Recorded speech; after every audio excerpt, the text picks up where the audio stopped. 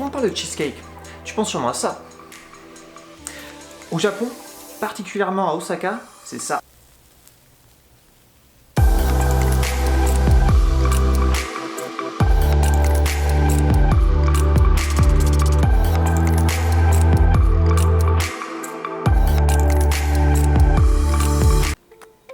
Pas mal, hein.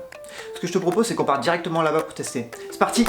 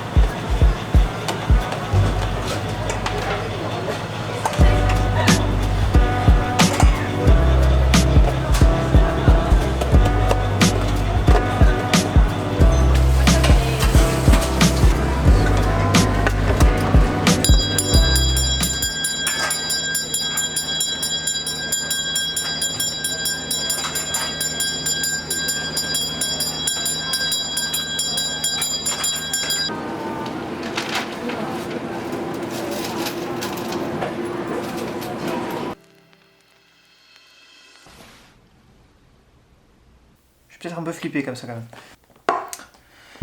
Il manque un truc.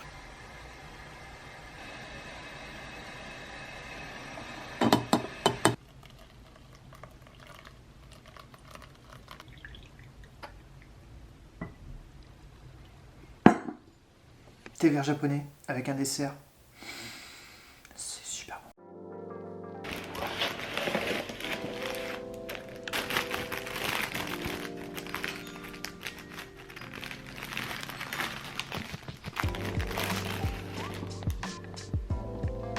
Tu peux le mettre aussi directement au micro-ondes.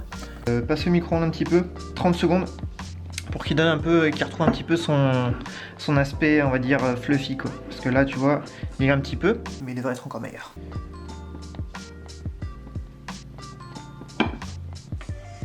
C'est super soft, c'est un truc de dingue.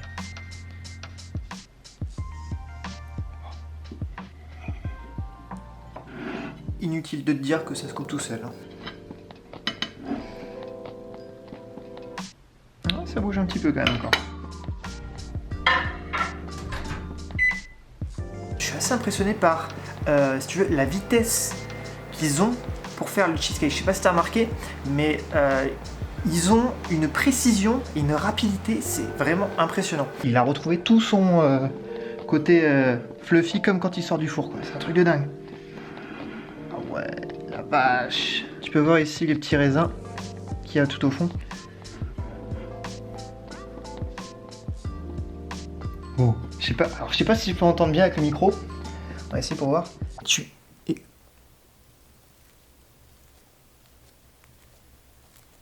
On dirait dirait presque de la mousse.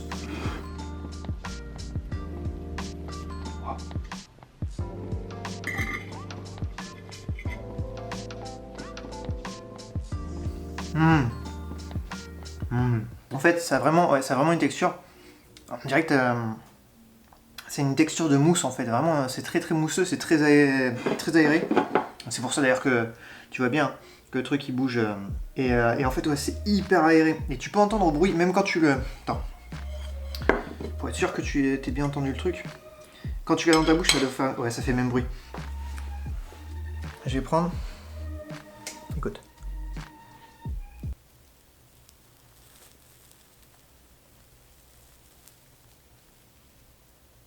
Ah, c'est ouf.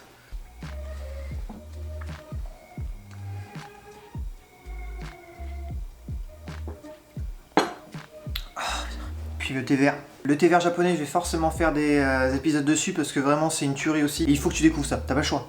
C'est tout. De toute façon, tu viens au Japon, si tu viens au Japon, il faut que tu goûtes le thé vert japonais. Hein, tu vas dans les sushi bars, tu vas même voilà, dans n'importe quel endroit, on te propose du thé vert, et le thé vert japonais est vraiment exceptionnel. Mais c'est pas le sujet, et t'as raison. Un peu la texture du truc, c'est vraiment pas comme les cheesecakes traditionnels que tu peux avoir, c'est un truc de dingue. La texture est totalement différente. Et le goût, ouais, c'est vraiment un goût prononcé d'œuf. C'est pas si sucré que ça, c'est étonnant. Enfin, c'est pas si étonnant que ça en fait, parce que la plupart des desserts japonais sont beaucoup moins sucrés que ce que tu peux avoir dans d'autres pays. Vraiment, si tu viens au Japon, tu vas voir, tout ce qui est dessert, c'est beaucoup moins sucré. Et du coup, t'as plus de goût, je trouve, au final, parce que c'est bien moins sucré. Tu retrouves vraiment le goût des ingrédients. Donc là, mais forcément, la prédominance, ça doit être l'œuf, et tu le retrouves là-dedans, quoi. Oh, c'est bon. C'est vraiment bon. Oh, c'est bon.